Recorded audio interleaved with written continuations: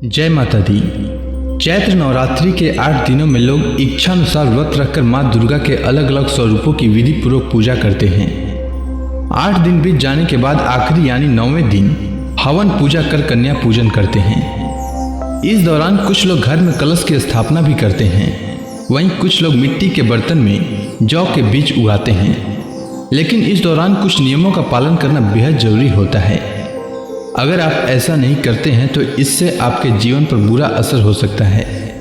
चैत्र माह के साथ ही गर्मियों की शुरुआत हो जाती है, ऐसे में आलस भी बढ़ने लगता है। लेकिन चैत्र नवरात्रि में दिन के समय में सोना वर्जित है। इससे आलस्य के साथ नकारात्मक ऊर्जा बढ़ती है। इस दौरान तामसिक चीजों जैसे लहसुन, प्याज, मांसाहार, शराब, तंबाकू और सिगरेट से इन सब चीजों से दूरी बनाए रखना चाहिए।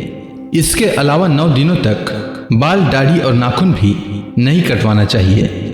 इन दिनों चमड़े से बनी चीजों जैसे बेल्ट, पर्स, जूते, चप्पल, इन सब का इस्तेमाल भी करने से बचना चाहिए। नवरात्रि में माँ दुर्गा को खुश करने के लिए उनके 9 रूपों की पूजा अर्चना और पाठ की जाती है। इस पाठ में देवी के 9 रूपों के अवतरित होने और उनके द्वारा दुष्टों के संहार का पूरा विवरण है।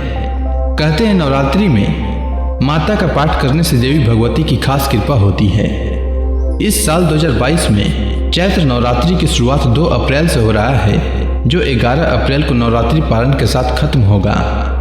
चैत्र नवरात्रि हिंदुओं द्वारा मनाया जाने वाला एक बेहद प्रमुख पर्व है।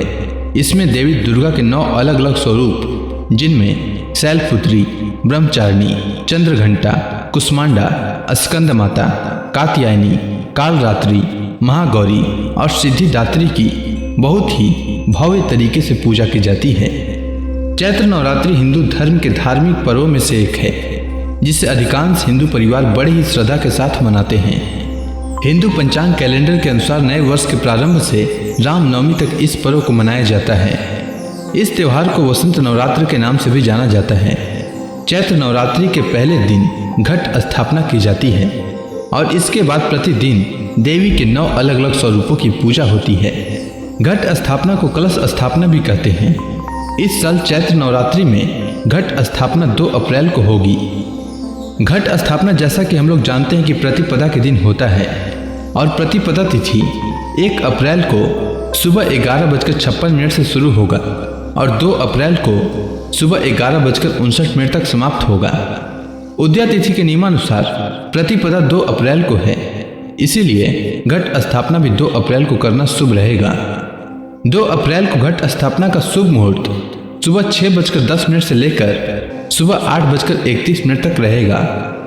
2 अप्रैल को सुबह 9:17 से लेकर 10:51 तक राहु काल रहेगा।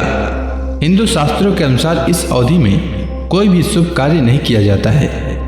हिंदू शास्त्रों के अनुसार किसी भी पूजा से पहले गणेश जी की आराधना करते हैं। हम में से अधिकांश लोग यही नहीं जानते कि देवी दुर्गा की पूजा में कलश क्यों स्थापित करते हैं।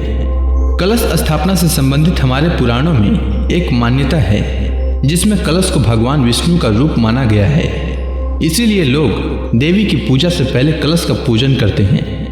पूजा स्थान पर कलश की स्थापना करने से पहले उस जगह को गंगा जल से शुद्ध किया जाता है और फिर पूजा में सभी देवी देवताओं को आमंत्रित किया जाता है। कलश को 5 तरह के पत्तों से सजाया जाता है और उसमें हल्दी की गांठ, सुपारी और दुर्वा आदि रखी जाती है। कलश को स्थापित करने के लिए उसके नीचे बालू की वेदी बनाई जाती है और उसमें जौ बोए जाते हैं। माँ दुर्गा की फोटो या मूर्ति को पूजा स्थल के बीचों बीच स्थापित करते हैं और माँ का श्रृंगार रोली, चावल, सिंदूर, माला, फूल, चुनरी, साड़ी, आभूषण और सुहाग से करते हैं। पूजा स्थल में एक अखंड दीप जलाया जाता है, जिसे व्रत के आखिरी दिन तक जलाया जाना चाहिए। कलश स्थापना करने के बाद गणेश जी और माँ दुर्गा की आरती करते हैं, जिसके बाद 9 दिनों का व्रत शुरू हो जाता है। माता में श्रद्धा और मनोवांछित फल की प्राप्ति के लिए बहुत से लोग पूरे 9 दिन तक उपवास भी रखते हैं। नवमी के दिन 9 कन्याओं को, जिन्हें माँ दुर्गा के 9 स्वरूपों के समान माना जाता है, श्रद्धा से उन्हें भोजन कराई जाती है और दक्षिणा आदि दी जाती है। चैत्र नवरात्रि में लोग लगातार 9 दिनों तक देवी की पूजा और उपवास करते हैं और 10वें दिन कन्या पूजन करने के पश्चात उपवास खोलते हैं। नवरात्रि में ज़्यादातर लोग अपने घरों में माँ दुर्गा के लिए अखंड ज्योत जलाते हैं, लेकिन याद रहे कि जब तक ज्योत जलती रहे तब तक घर में किसी न किसी का रहना जरूरी होता है। इसके अलावा इन दिनों गुस्सा, मोह और काम वासना से भी दूर रहना चाहिए। अगर भूलकर भी कोई ऐसा करता है तो उसे दोष लगता है। नवरात्रि के समय घर में कलह भी नहीं करना चाहिए। अब आइए जानते हैं चैत्र नवरात्रि में किस दिन देवी के किस स्वरूप की पूजा की जाएगी। तो नवरात्रि के पहले दिन 2 अप्रैल 2022 को माँ शैलपुत्री की पूजा की जाएगी। दूसरे दिन 3 अप्रैल 2022 को माँ ब्रह्मचारिणी की पूजा की जाएगी। उसके बाद 4 अप्रैल 2022 को माँ चंद्रघंटा की पूजा की जाएगी। 5 अप्रैल 2022 को माँ कुष्मांडा की पूजा की जाएगी। 6 अप्रैल 2022 को माँ स्कंद माता की पूजा की जाएगी। नवरात्रि के छठे दिन 7 अप्रैल 2022 को माँ कात्यायनी की पूजा की जाएगी। नवरात्रि के 7वें दिन 8 अप्रैल 2022 को माँ कालरात्रि की पूजा की जाएगी। नवरात्रि के 8वें दिन 9 अप्रैल 2022 को माँ महागौरी की पूजा की जाएगी और नवरात्रि के 9वें दिन 10 अप्रैल 2022 को माँ सिद्धिदात्री की पूजा की जाएगी। इसके बाद 11 अप्रैल को नवरात्रि का पारण किया जाएगा। उम्मीद है आपको चैत्र नवरात्रि से जुड़ी जानकारी अच्छी लगी होगी। अगर आपको यह वीडियो अच्छी लगी हो तो कमेंट सेक्शन में जय माता दी लिखना न भूलें।